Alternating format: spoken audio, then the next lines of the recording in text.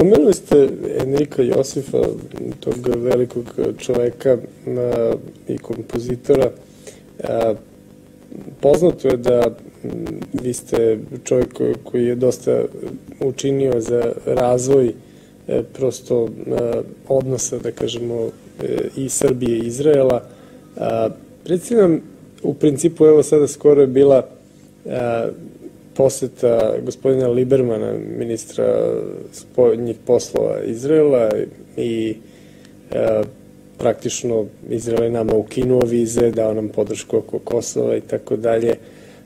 Koliko, recimo, podrška jednog takvog naroda ili dela takvog naroda može pomoći Srbima u duhovnoj obnovi? Da li je tu samo reč o uzoru ili o nekim, da kažemo, ipak i bliskostima duhovne prirode, kada govorimo i o stradanju?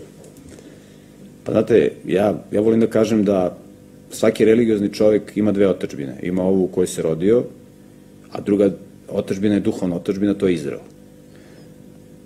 Znate, Jerusalim je, kako kaže Isus, grad velikoga cara.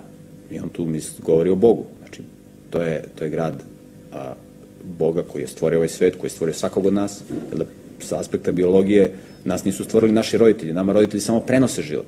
Znači, tvorac je davalac života. I on je taj koji nas može ponovo da stvori.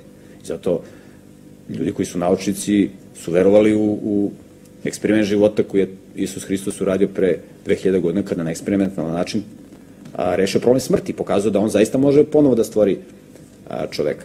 I mislim da je jako dobro da se mi povezujemo sa Izraelom i sa jevrejskim narodom, jer jevrejski narod je dokaz da Bog postoji.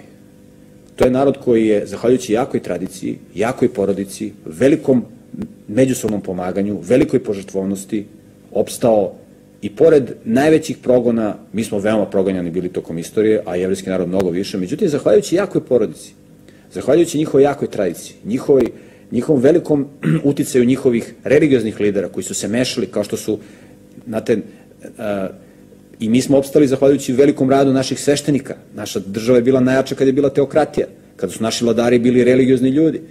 Znači, mislim da mi treba da se duhovno povezujemo sa onima koji su duhovno jaki. Nigde nećete vidjeti tako jake porodice kao što su izraelske, nigde nećete vidjeti tako jake zajednice i tako veliko pomaganje.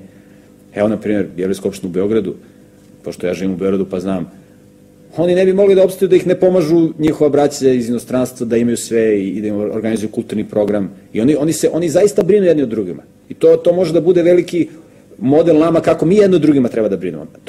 Ako mi budemo time protiv celog sveta, jer danas u svetu postoji veliki antisemitizam i mržnja prema Jevrejima, slično, ni mi nismo u mnogo boljoj situaciji, o nama se govori jako ružno, iako mislim da smo mi puno zadužili čovečanstvo, naš narod, i u Prvom i u Drugom svetskom ratu, a možemo da govorimo i pre toga.